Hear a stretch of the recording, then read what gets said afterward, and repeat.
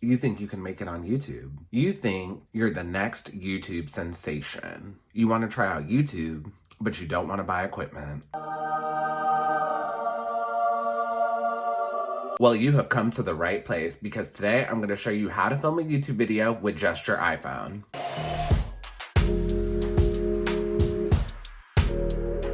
In this video today, I'm going to show you all how to film a YouTube video from your iPhone. Now, before I get started, please go ahead and pound that like button, pound that subscribe button, and ring that notification bell. Now, when you first decide to start a YouTube channel or make your first YouTube video, the first thing you do is log on to YouTube and type in how to film a YouTube video. Now, a lot of these YouTube channels are going to tell you to go out and buy a lot of equipment, but you don't need any of that. It is 2020. These phones nowadays are so amazing. Literally all you need is your iPhone and some good lighting. Lady Gaga shot her whole Stupid Love video on the iPhone. I'm pretty sure she used multiple iPhones, not just one, but that's beyond the point. And when I started my channel, I bought some equipment, but I ended up not even using it or needing it. So I hope I can help you all out today and explain everything you need to get started on your first YouTube video. Sorry to all the people out there who have Droids. If you have an Android phone, this video will still be helpful to you, but it's definitely going to be geared more toward iPhone users. You can film a YouTube video with the iPhone 7 or higher. You could probably do it with the 6 as well. I will say though, between the 7 and the 8, Apple really stepped up the camera, so an iPhone 8 or higher is optimal. But if you are interested in shooting YouTube videos and you have an iPhone 7 or lower, don't let that stop you. You can still create a quality video. Okay, now let's get started. The first thing you're gonna do is make a YouTube channel. Now, this is pretty easy. Google now pretty much makes it for you. I started my YouTube channel in 2019, but I started really buckling down in August 2020. When I started, you had to input a good amount of information to get started on your YouTube channel. But now in 2020, YouTube has made it so easy. If you have a Google account, you can literally just sign in and you're ready to upload a video. Next step. This one may seem like a no-brainer, but it's important. You wanna charge your phone. So many times I've gone to start filming a YouTube video, I go and check my phone, it's on 18%, and I'm like, and as soon as you know you're gonna start filming and you're setting everything up, you can start charging your phone then if it's not already charged. Next, you wanna check your iPhone storage. Before you start filming, you wanna make sure you have enough storage in your phone for the video. When you start filming your first YouTube video, you're gonna be in the zone and you're gonna be so excited. You're gonna be like, yes, I am making my first YouTube video. I'm gonna get 1 million views. I am so excited. And as you're filming, if your iPhone sends you that message that says storage is full, Yikes.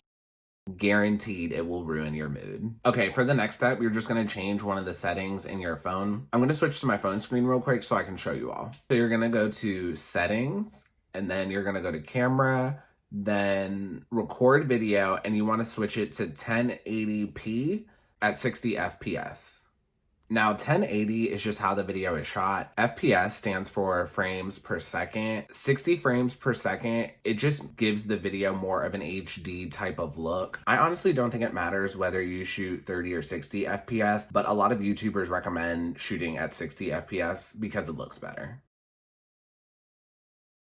When you're shooting a YouTube video, you want to look as best as you can. Viewers on YouTube tend to want a polished video and someone who looks polished. Also, you're just putting yourself out there onto the internet for people to enjoy, so you just want to look as best as you can. And when you're deciding what to wear, I do recommend solid colors. You can wear patterns, but a lot of times patterns tend to show up weird on video. Now, this may be a little extra, but before I film a video, I always brush my teeth and floss because I am super paranoid about having something in my teeth when I'm filming. Also, it helps prevent gingivitis.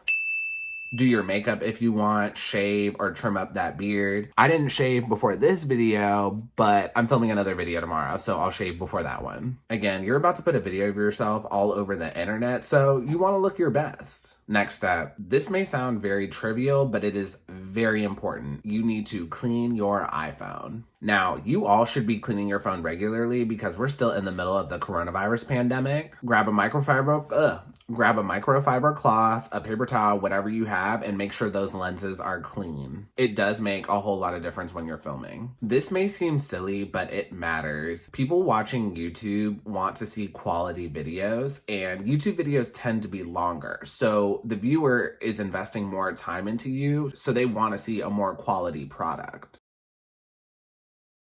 When you're deciding where to film, it is very simple. Just find a quiet room with good lighting. That's literally all you need. For my YouTube videos, I use a ring light and I love it, but to film, you do not need one. Please do not blow $80 on a ring light if you're not even sure you're going to be doing this for a while. All you need to do is just find a well-lit room in your house or apartment and just record there. Now, I will say natural lighting is the best lighting. If you have a room with a lot of sun or big windows, that will likely be the best lighting for your video, and that lighting is free. Look, I just saved you all some money on a ring light. Now, there is one drawback to this. So daylight saving started like a couple weeks ago, and I'm on the East Coast. I'm in Virginia near DC, and I get it. It gets dark at 5 o'clock, and we don't have as much daylight as the summertime. So what you gotta do is pound that like button, pound that subscribe button, and ring that notification bell. You just have to shoot during the day. If you have a day job like how I do and shooting during the day, it's just not an option. You're just gonna have to shoot on the weekends during the day. So I just had to bite the bullet and go ahead and get a ring light. I honestly shoot videos whenever I have time, and often that's at night, so I needed light. Also, pro tip, this drives me nuts when I watch YouTube videos if there's like a shadow behind the YouTuber. When a YouTuber has a shadow behind them, for me, it's just very distracting. To get rid of this, all you need to do is just be further away from the wall. Like, you don't want to be directly against a wall. If you're directly against a wall and you have light coming in, it's going to cast a shadow. So whenever you're setting up to film, you just want to be like either towards the middle of a room or just like further away from the wall, not directly in front of it.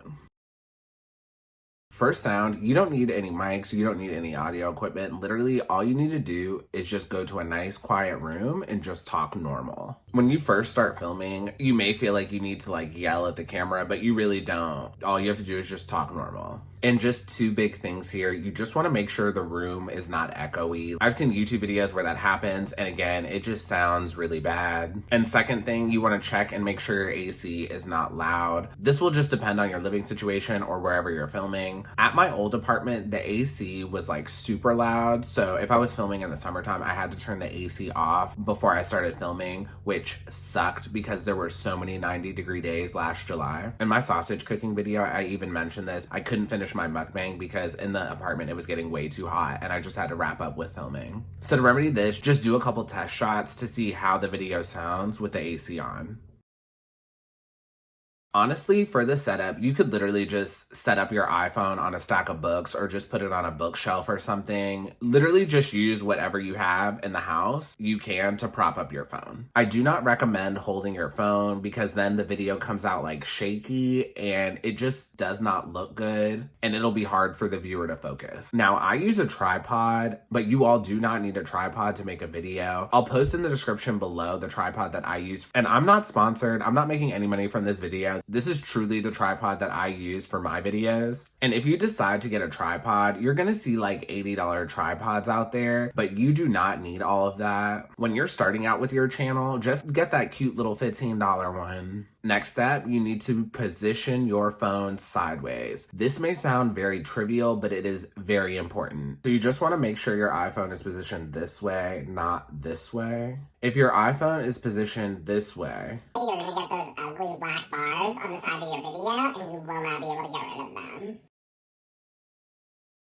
honestly, I do not think it matters which side you use, especially if you have an iPhone 8 or greater. The cameras are pretty solid on both sides. Now, currently I'm using the front-facing iPhone camera. I prefer to use the front-facing camera because it allows me to make sure I'm still in the middle of the frame. If you use the back camera, you can't see yourself, so it's a little more difficult to tell if you're in the middle of the frame, but you can put down like a piece of tape or something to make sure you stay in position. Another pro tip, look at the camera. Looking at the camera allows you to connect with your viewers. If you're not looking at the camera, it almost looks like you're distracted and your mind is on something else. I've heard a few people prefer to use the back camera because that reminds them to look at the camera versus looking at themselves. Again, it's just a personal preference thing. Front or back camera really doesn't matter unless you're shooting like a makeup tutorial or you're filming nature or anything that requires a lot of detail, then you'll want to use the back camera. But if you're just sitting in front of the camera and talking to an audience like I am, you can use the front camera.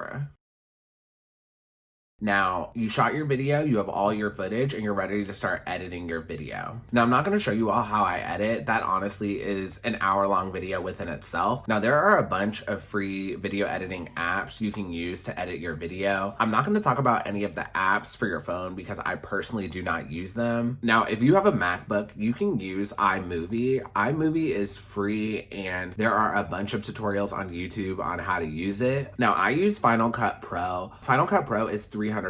Please do not go out and just buy some Final Cut Pro. Apple offers a Final Cut Pro trial for 90 days for free, so definitely utilize that free trial. If this is your first YouTube video, I definitely recommend using iMovie or a free app you can find on the iPhone. And once you decide you're more dedicated, then maybe go out and buy some things.